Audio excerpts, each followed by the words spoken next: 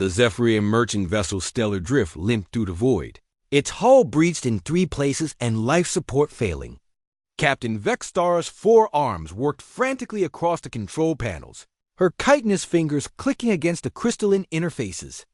The pirate attack had come from nowhere typical human raiders, she thought bitterly, always looking for easy prey. Emergency beacon activated, her navigator kill announced through the ship's failing comm system. But we're in the outer rim. No Zephyrian vessels for at least 6 cycles. Vextara's compound eyes dimmed. 6 cycles was 5 more than they had air for. The cargo hold contained rare Andromedan crystals worth more than most planets' annual budgets. But credits meant nothing to the dead. Captain, Keel's voice carried an odd note. We're receiving a response. It's single quotes S.human. Human. Vextara? Mandibles clicked in frustration. They're probably the same ones who attacked us. Or were scavengers looking to finish the job. The view screen flickered to life, revealing a weathered human face. The being appeared older, with graying fur. Around his mouth and eyes that seemed to hold depths Vextara couldn't fathom. This is Captain Marcus Reed of the Horizon's Edge, the human said. We picked up your distress call. What's your status? Vextara hesitated. Every galactic species knew the stories about humans, their unpredictable nature, their capacity for both extreme violence and inexplicable kindness.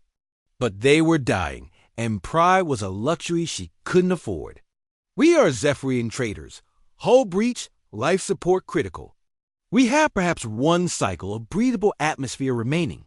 The human's expression didn't change, but something shifted in his eyes. We're 20 minutes out. Hold tight. The connection ended, leaving Vextara staring at the dark screen.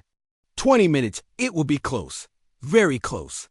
True to his word, the human vessel appeared exactly 20 minutes later. It wasn't what Vextara had expected.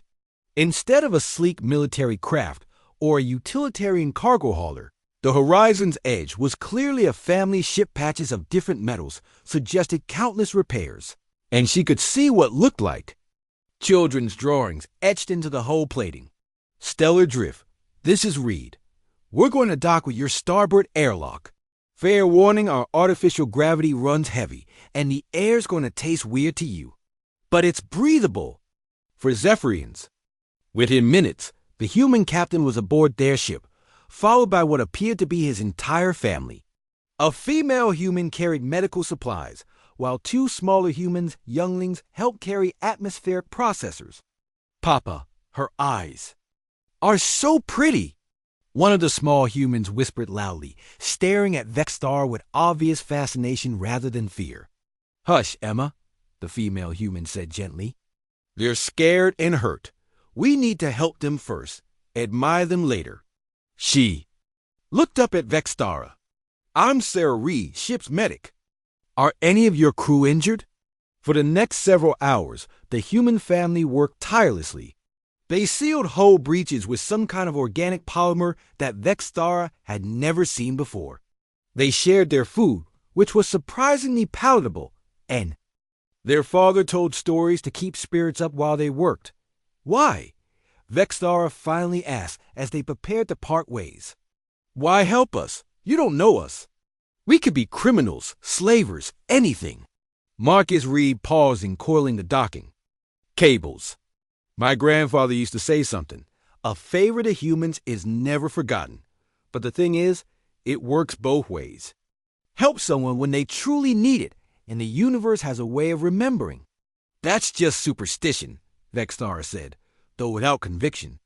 Marcus smiled that peculiar human expression that could mean so many things. Maybe. But it's kept us alive out here for 3 generations. They parted ways, and Vextara thought little more about the encounter until she reached port.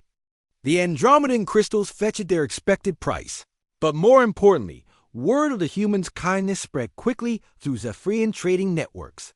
3 months later, Vextara found herself in a position to return the favor, though.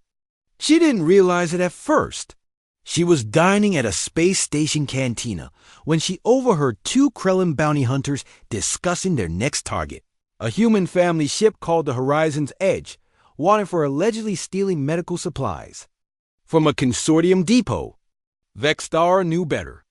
She'd seen the Reed's medical bay outdated but well-maintained equipment, clearly used for humanitarian purposes. She also knew the consortium's reputation for creative bookkeeping when it came to explaining missing supplies. Within an hour, she'd sent encrypted warnings to every human settlement within 50 parsecs.